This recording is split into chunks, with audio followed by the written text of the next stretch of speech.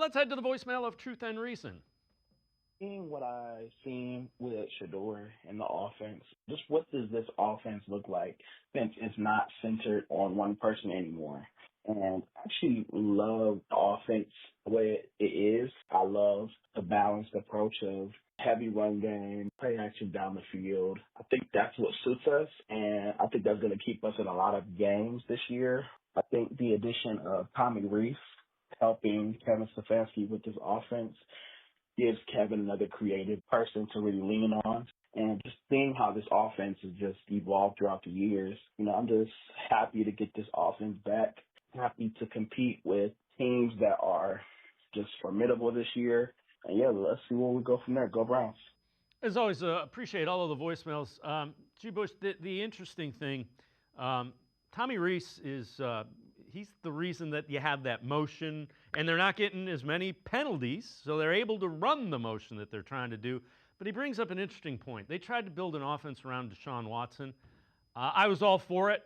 Upon further review, a head coach that is an offensive coach should never try to build something around another player that is not his, because Kevin Stefanski and Jim Dorsey and anybody in that offensive room had no idea how to fix all of the problems they had last year.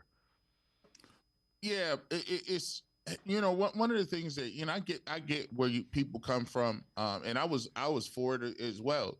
If you're going to spend that many resources on a player and that much time, energy, money, draft picks, whatever the case may be, we are naive to think that they're not going to try to move heaven and hell to get him to play well. That's just what's going to happen. Yep. And so one of the things that they're going to do is try to make him comfortable. But also, I just never felt as if it was a cohesive fit.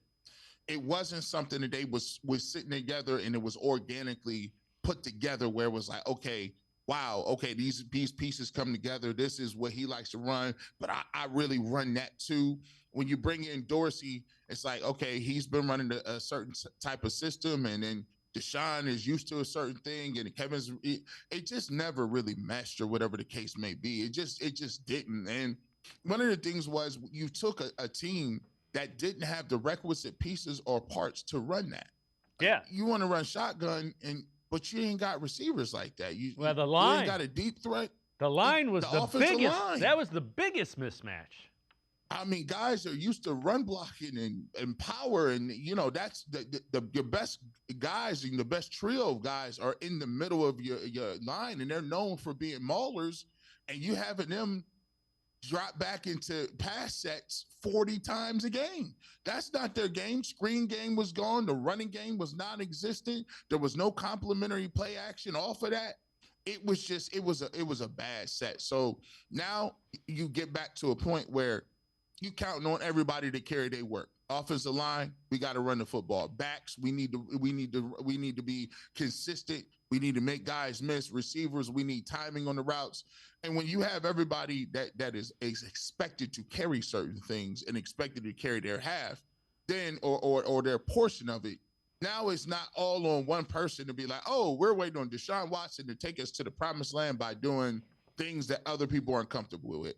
So I think that's the thing people are more excited about, per se. Now, don't get it twisted. Some people are that good. Joe Burrow's that good. Josh Allen, Lamar Jackson, those guys are that good. Patrick Mahomes, where they could just say, this is what I'm going to do, and we're going to build it around him. And one day, maybe the Cleveland Browns may get to a point where they find a franchise quarterback and they say, yeah, we're going to just build it around what he does best. But if you don't have that, you got to be balanced, you got to be disciplined, and you got to play complementary football. It seems like that's the buzzword of today. But when you don't have a per se quarterback and you don't have somebody that you're spoon feeding in the run game or the pass game, you're gonna have to do it cohesively. Yeah, and one more thought about the offensive line. It's not like these guys were second or third year guys. These are guys that are kicking 30 and some of them over 30, and you're asking them to do things they don't do. The more I think about it, it's like, well, no wonder that failed.